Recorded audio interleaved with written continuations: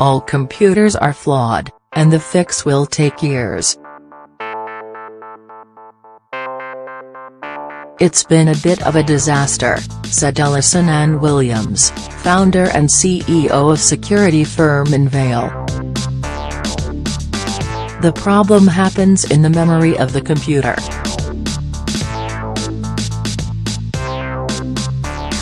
Anytime you start messing with memory, things can go wrong very quickly. Some of the patches coming out do unexpected things. It takes a long time to see how things are going. A bungled rollout for fixes is not surprising. The issue is so massive, and the vulnerabilities so embedded into the building blocks of computers, experts say the difficulties will continue." What was the problem in the first place?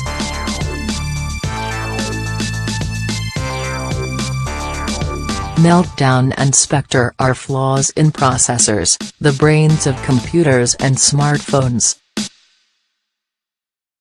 Modern processors are designed to perform something called speculative execution, or predicting what tasks they will be asked to do. That data is supposed to be protected and isolated, but researchers discovered that in some cases, the information can be exposed while the processor queues it up. These flaws go back decades.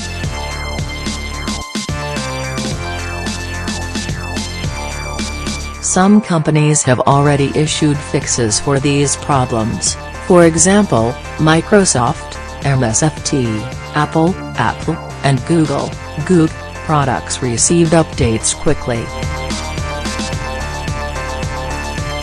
Microsoft reportedly faced early problems with its patches creating issues for antivirus products, and earlier this month, the company said updates will likely slow down computers. Apple said its mitigations don't have measurable performance impact. In order to ensure devices are fully protected, hardware makers must put out microcode updates to tell chips to behave differently.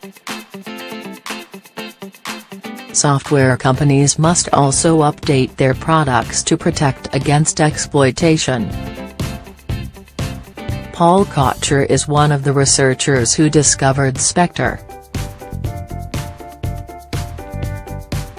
As a veteran of chip vulnerability discoveries, in 1998, he found another hardware issue called differential analysis. He said that despite the last 2 decades between the chip flaws, the industry still doesn't have a solid grasp on how to fix these types of issues. Hardware flaws don't fit into the traditional patching model, unlike software flaws where a vendor issues an update and users can download it quickly. Chip flaws require a different strategy. The playbook everyone's familiar with is one that works well for software bugs, but not a lot of clear thought has gone into how to handle situations that don't fit that mode very well, Kocher said. Since early January, issues have piled up. Intel, INTC, introduced a fix, then told companies earlier this week to hold off on implementing patches because they were addressing a reboot issue caused by the updates. VMware also said this week it is delaying new updates, while Lenovo, Dell, and HP pulled some fixes following Intel's advice. Patches caused machines to reboot or slow down, and in some cases, full system crashes referred to as the blue screen of death. On Wednesday, the House Energy and Commerce Committee sent letters to the CEOs of Intel, AMD, ARM, Apple, Microsoft, Amazon, and Google, all of which were informed of the vulnerabilities before they became public, asking why these firms kept the flaws under a strict embargo.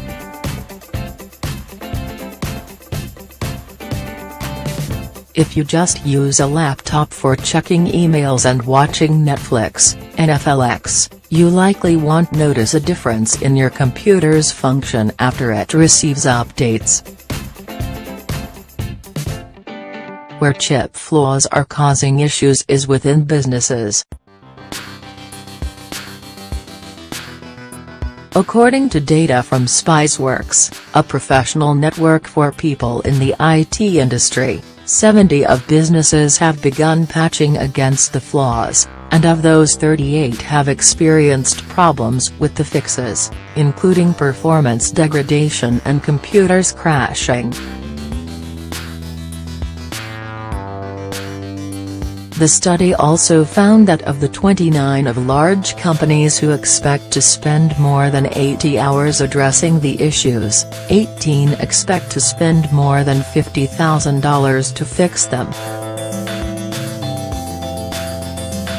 What is the tech industry doing now?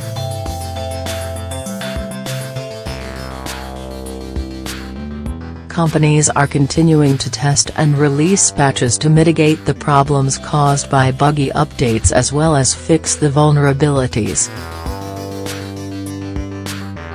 The meltdown flaw can be fixed through updates to the operating system, but fixing Spectre requires updates to a variety of components, including microcode, Kocher explained. If you look at how long it's going to take for all of the relevant software on your PC, including the drivers and such are updated, you're probably looking at many years before that process is done, Kocher said.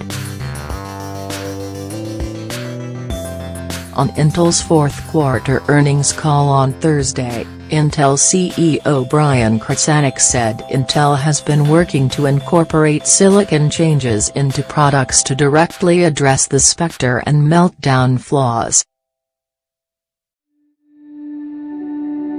That means new chips won't have these problems. They will start appearing later this year.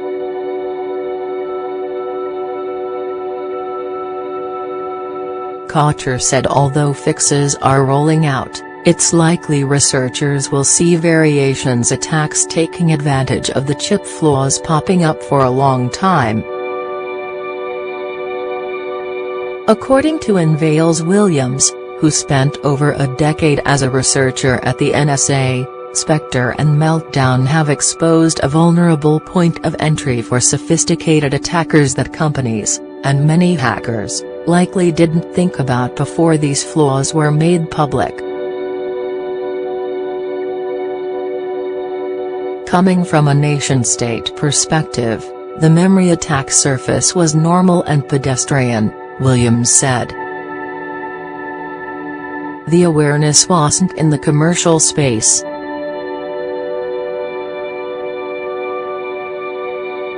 The only difference between now and 3 weeks ago is now it's exposed.